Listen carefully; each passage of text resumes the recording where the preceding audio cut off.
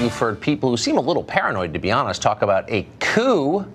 Now they don't seem quite as crazy. In a new interview, former FBI Deputy Director Andy McCabe admitted that Justice Department officials discussed launching an administrative coup d'etat against the President of the United States. The official, says McCabe, considered asking the president's cabinet to invoke the never-invoked 25th Amendment to the Constitution as a way to remove Trump from power, obviously without an election or an impeachment hearing. Fox Chief Intelligence Correspondent Herridge is on the story and has details for us tonight. Catherine? Well, thank you, Tucker. McCabe went on the record confirming our reporting from October that he believed the Justice Department's second-in-command was serious about recording the president and invoking the 25th Amendment. The timing matters because May 2017 is a pivotal month in the Russia probe. Deputy Attorney General Rod Rosenstein was just 2 weeks into the job when President Trump fired FBI Director James Comey. 8 days later, Rosenstein appointed the special counsel. McCabe also tells CBS News that after Comey was fired, the FBI launched an obstruction of justice case, in addition to the FBI's ongoing investigation into alleged Russia collusion. In a statement, the Justice Department seemed to stop short of denying Rosenstein talked about removing the president. Quote, the Deputy Attorney General never authorized any recording that Mr. McCabe references. Based on his personal dealings with the president, there's no basis to invoke the 25th Amendment. In a tweet, President Trump hit back. Disgraced FBI Acting Director Andrew McCabe pretends to be a poor little angel, when in fact he was a big part of the crooked Hillary scandal and the Russia hoax, a puppet for lying James Comey. And for some context, Andrew McCabe was fired last year for lying to federal investigators. That case is now with the U.S. Attorney here in Washington. Tucker. Catherine Herridge for us. Thank you very much. You're welcome. I appreciate it.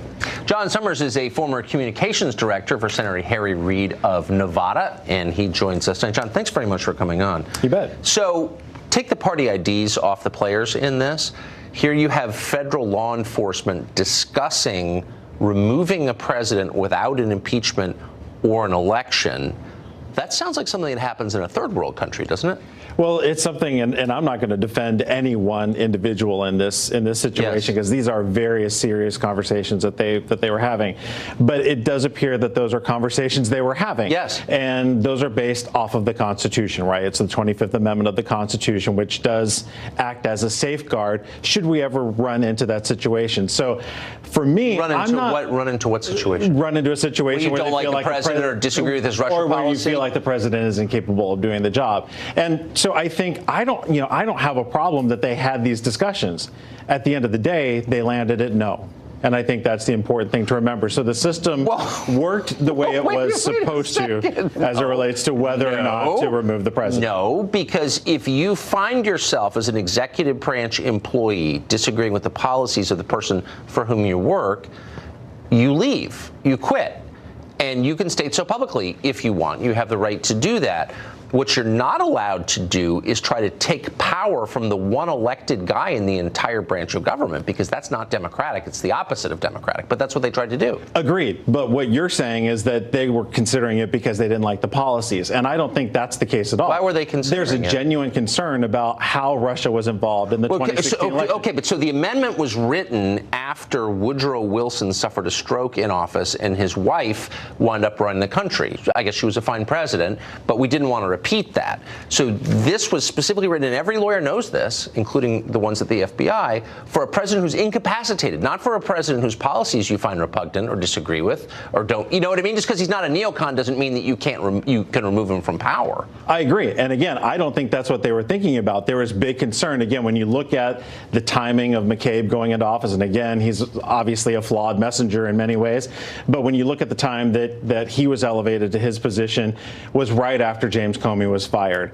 And why was James Comey fired? As the president said himself, because he wanted the Russia investigation to end. Okay, but clearly there was a concern. But the other way, well, there was a concern because a guy they liked who was their boss got fired, which is absolutely the prerogative of this or any president to fire his own employees if he wants, for whatever reason he wants. And if you don't like it, impeach him or vote against him. Unless it's viewed as obstruction of justice. Okay, but but under no plausible scenario could it be. I mean, because of course the FBI director is free to say whatever he wanted to congressional committees or the Mueller investigation or write a book, which indeed he did. So it's not obstruction of justice. It's not going to prevent justice from working its way to its conclusion. I just wonder, why are liberals all of a sudden defending this radically empowered federal law enforcement agency, you don't see this as a threat to the Kamala Harris administration 2 years from now, for real? Yeah, no, and I get the question. I don't see liberals defending this. I think what we're defending is protecting the investigation. So we have a good understanding of exactly what Russia was doing in the 2016 elections and whether they were aided by anyone here in the United States. And part of that question centers on the President of the United States and some of his closest associates. But we've spent 2 years looking into that, and the conclusion of the Senate committee that's looked into it is there's no collusion. That's not true. That's what the chair of that committee said. That wasn't a statement from the committee as a whole. That's what the chair said. Is there a point at which the ranking member, just to be fair, the ranking member said he disagreed. So the ranking member did not say that. And official court documents have come to the conclusion that there was some collusion. We saw that in Manafort documents, and we've also seen it in the Roger Stone documents.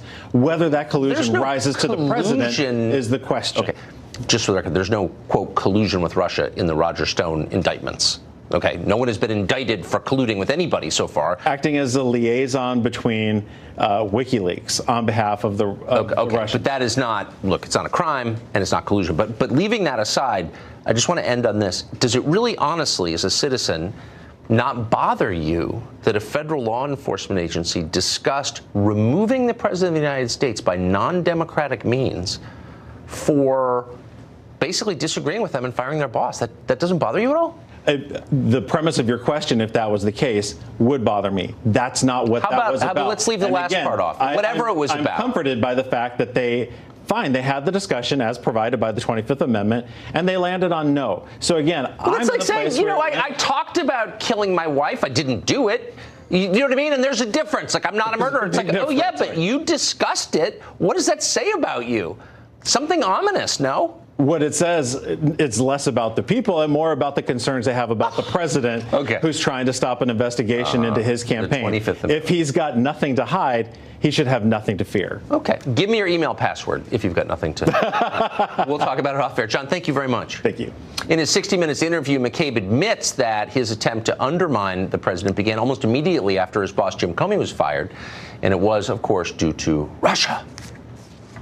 I was speaking to the man who had just run for the presidency and won the election for the presidency, and who might have done so with the aid of the government of Russia, our most formidable adversary on the world stage. And that was something that troubled me greatly. How long was it after that you decided to start the obstruction of justice and counterintelligence investigations involving the president? I think the next day I met with the team investigating the Russia cases, and I asked the team to go back and conduct an assessment to determine where are we with these efforts and what steps do we need to take going forward. Alan Dershowitz is a retired Harvard Law School professor. He's the author of the book, The Case Against the Democratic House Impeaching Trump, and he joins us tonight. Professor, thanks very much for coming on. So now the suspicions of many are confirmed by one of the players in it. The Department of Justice discussed trying to remove the president using the 25th Amendment. What's your reaction to that? Well, if that's true, it is clearly an attempted coup d'etat. Relating to what your former guest said, let's take the worst case scenario. Let's assume the President of the United States was in bed with the Russians, committed treason, committed obstruction of justice. The 25th Amendment simply is irrelevant to that. Right. That's why you have an impeachment provision. Exactly. The 25th Amendment is about Woodrow Wilson having a stroke. It's about a president being shot and not being able to perform his office. It's not about the most fundamental disagreements. It's not about impeachable offenses.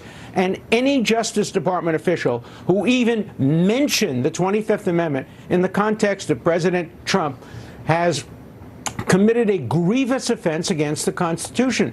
The framers of the 25th Amendment had in mind something very specific, and trying to use the 25th Amendment to circumvent the impeachment provisions or to circumvent an election is a despicable act of unconstitutional power grabbing. And you were right when you said it reminds me of what happens in third world countries. Look, these people may have been well-intentioned. They may believe that they were serving the interests of the United States, but you have to obey the law, and the law is the Constitution. And the 25th Amendment is as clear as could be. Incapacity, unable to perform office. That's what you need. That's why you need 2/3 of the House and 2/3 of the Senate agreeing. And it has to be on the basis of a medical or psychological incapacity, not on the basis of even the most extreme crimes, which there's no evidence were committed. But even if they were, that would not be a basis for invoking the 25th Amendment. So this is not simply, right. And I challenge any left-wing person to get on television